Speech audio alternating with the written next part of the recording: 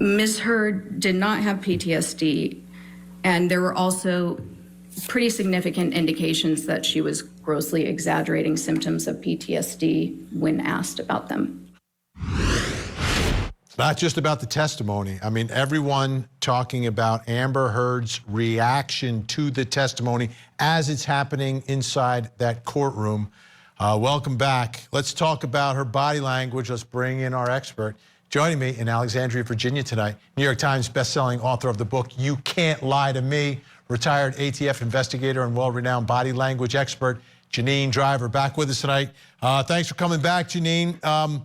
Just give me the big picture, and then I want to play two portions of testimony today, but big picture takeaway from what you saw from the body language from Amber Heard as she's hearing the doctor talk about her.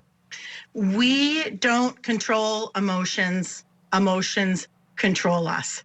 So she's had a pretty good handle so far on her emotions while Johnny Depp is up on the stand, while other witnesses for Johnny. But what happened today was an explosive opportunity for us to analyze body language. It was so fun. I always say, Vinny, if you're going to start analyzing body language and learn about it, I always start with the forehead, right here from the nose up to the top of the forehead. I say concern flows from the forehead to the nose. So this is where we can see concern flows from the forehead to the nose. This was lighting up today. There was some attitude here. I'm so excited to dive in a little deeper.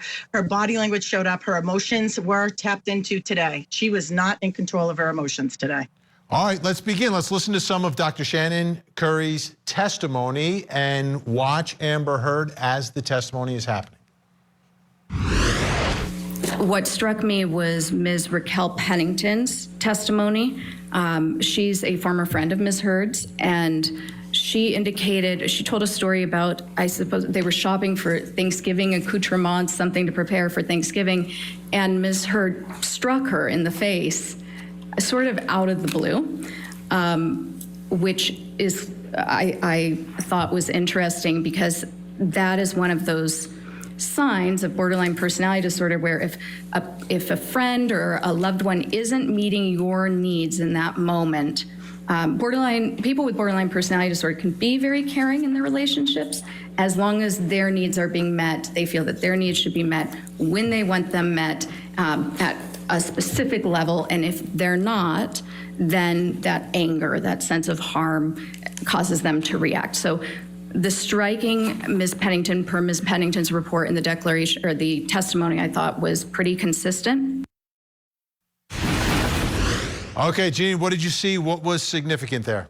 All right, let's start with looking over the shoulder, okay? I always say that you can't unsee, unhear, unexperience what we talk about with body language, so try it on. When might you look over the shoulder when you suddenly lack confidence? So this was most likely unexpected for her, or she didn't, at least how she's feeling about it was unexpected. That turn over her shoulder, what it is scanning for a connection with somebody, whoever she turned to, and it's looking for understanding and acceptedness, like you accept me, you understand what I'm talking about. And so she's trying to connect there. We talked last night about this smirk, this contempt. It's on one side of our face. It happens literally, Vinny, in an 18th of a second. It's called a micro expression because it's micro, it's fast. We see contempt here. The big thing, though, are these eyebrows. I love this eyebrows to the forehead here. It happens fast and it's accurate. And so what we have here is displeasure. It is trouble. She is bothered. It's like, what bad news is coming next is what she's likely thinking in her head.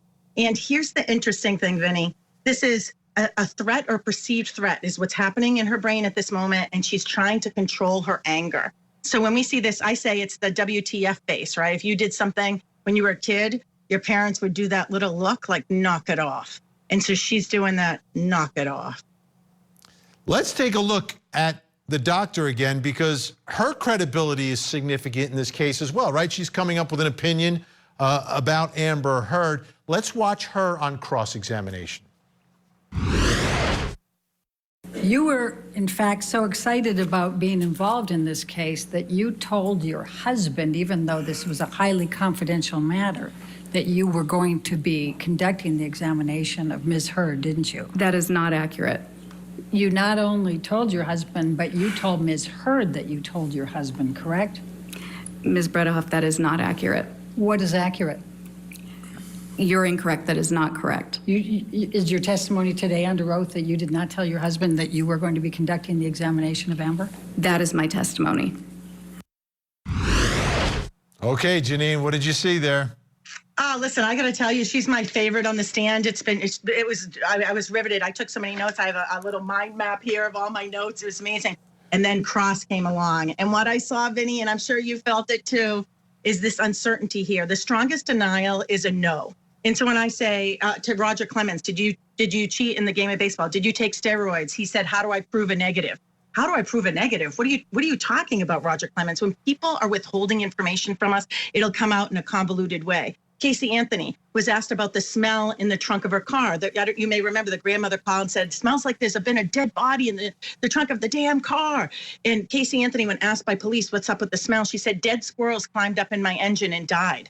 What is that, zombie squirrels? It makes no sense. So here we hear the doctor, instead of saying a flat out no, we see her smile, leaking sadness twice, and this little teeny smile, and then says this convoluted answer. So this is indicative of someone that's holding something back. Does it mean she's lying? No, maybe she said that to stroke, the ego of an egomaniac already, right? So who knows what the story, but if I was their attorney, I would have in this moment asked about the smile. I would have asked about the giggle. I would have asked about the sadness on her face. I would have noticed it, asked about it, and I would have said, then what did happen? Walk me through what happened. I like to say this expression, tell me everything from the beginning. So when she came in with regard to this, tell me everything from the beginning. So this is a hot spot, Vinny. Oh, I didn't like to see it inside. I was like, oh, she was such a good witness for Johnny Depp. And then this puts uncertainty, I think, in the jurors' minds. It certainly put uncertainty in mine.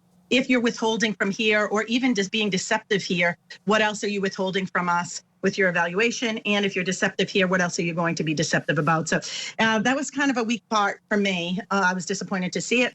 Again, the weakest denials are those absolutely, what kind of person do you think I am? I'd have to be stupid to do something like that. Did you cheat on your husband? The answer should be no. Have you ever taken heroin? The answer should be no. Not absolutely not. What kind of person do you think I am? That's not a true story. That's not facts. And then there's like this double talk. It happens when people are withholding information. I don't know what it is. Maybe it's something small, but there's certainly. It could have something to do with muffins. Here. I don't know. Janine Driver, you never hold back. Thank you so much. We'll talk again. Thanks, Vinny. All right, when we come back, we'll speak again.